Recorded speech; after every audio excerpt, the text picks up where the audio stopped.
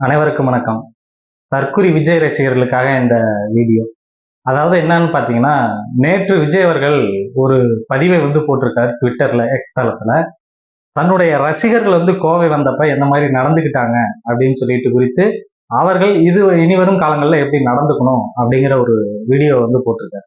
அதாவது விஜய் ரசிகர்களை நாம தற்குறி அப்படின்னு சொன்னோம்னா, நம்மளை என்ன சொல்றது, இணையதளம் முழுக்க ஆபாசங்களா எழுதுறது, நம்மளை திட்டுறது, இது போன்ற செயல்களை விஜய் ரசிகர்கள் தொடர்ச்சியா செய்து கொண்டு வர்றாங்க. எல்லாரையுமே செய்துகிட்டு இருக்காங்க.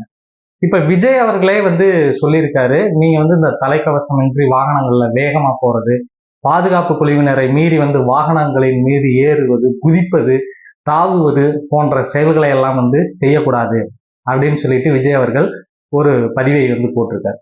வெற்றிமாறன் அவர்களுடைய படத்துல ஒரு வசனம் வரும், விடுதலை படத்துல, தத்துவம் இல்லாத தலைவர்கள் வெறும் ரசிகர்களை மட்டும்தான் உருவாக்குவாங்க அப்படின்னு சொல்லிட்டு இருக்கும். உண்மை என்ன அப்படின்னா, தத்துவம் இல்லாத தலைவர்கள் ரசிகர்களை அல்ல, விஜய் ரசிகர்கள் மாதிரியான தற்குறிகளைத்தான் உருவாக்குவாங்க அப்படிங்கிறது நமக்கு இப்போ விஜய் ரசிகர்கள் செய்யக்கூடிய இந்த நிகழ்வுகள் மூலமாக நமக்கு தெரியுது. இப்ப தொடர்ச்சியா அடுத்து விஜய் அரசியல் களத்துக்கு வருகின்ற போது தொடர்ச்சியா விஜய் ரசிகர்கள் இது மாதிரி ஒரு அநாகரிகமான செயல்களை கட்டுப்பாடே இல்லாம இப்படி செஞ்சுக்கிட்டே இருந்தாங்க அப்படின்னா, இதை வெளியில இருந்து ஒரு பொதுஜனமா வெளியில இருந்து பாக்குற மக்களுக்கு இவர்கள் மீது ஒரு மிகப்பெரிய என்ன சொல்றது, ஒரு கெட்ட பெயர் ஏற்படும். அவர்கள் செய்கின்ற செயல்கள் என்னதான் விஜயின் மீது இருக்கக்கூடிய அந்த ஒரு பாசத்தினால், அன்பினால், இப்படி எப்படி வேணா சொல்லலாம், செஞ்சாலும் கூட நமக்கு அதை பார்க்கும்போது முகம் சுளிக்கின்ற வகையில் தான் இருக்கு. அவர்களுக்கே அவர்கள் உயிருக்கே பாதுகாப்பற்ற ஒரு செயல்களாகத்தான் அது இருக்கின்றது.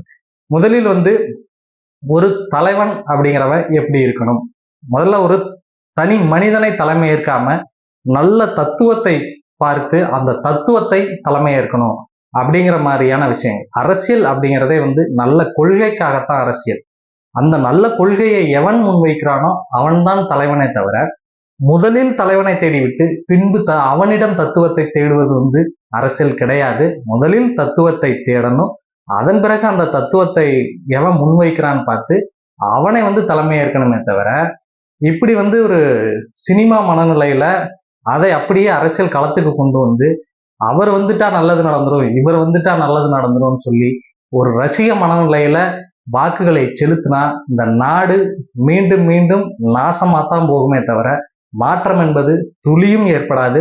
எனவே முதலில் விஜய் ரசிகர்கள் அரசியல் மயப்படணும், வாசிக்கணும், நிறைய புத்தகங்கள் வாசிக்கணும். இந்த மண்ணுக்கான அரசியல் எது, தற்சார்பு பொருளாதாரம்னா என்ன, நமக்கான வாழ்வாதாரம் என்ன, நமக்கான அரசியலை நாம எப்படி தேர்ந்தெடுப்பது, நமக்கான தலைவர்களை நாம எப்படி தேர்ந்தெடுப்பது போன்ற நிறைய விஷயங்களை அவர்கள் கற்றுக்கொண்டு பின்பு அவர்கள் இந்த அரசியல் களத்தை அணுகணும் அப்படிங்கிறது தான் நம்மளுடைய வேண்டுகோள். நன்றி.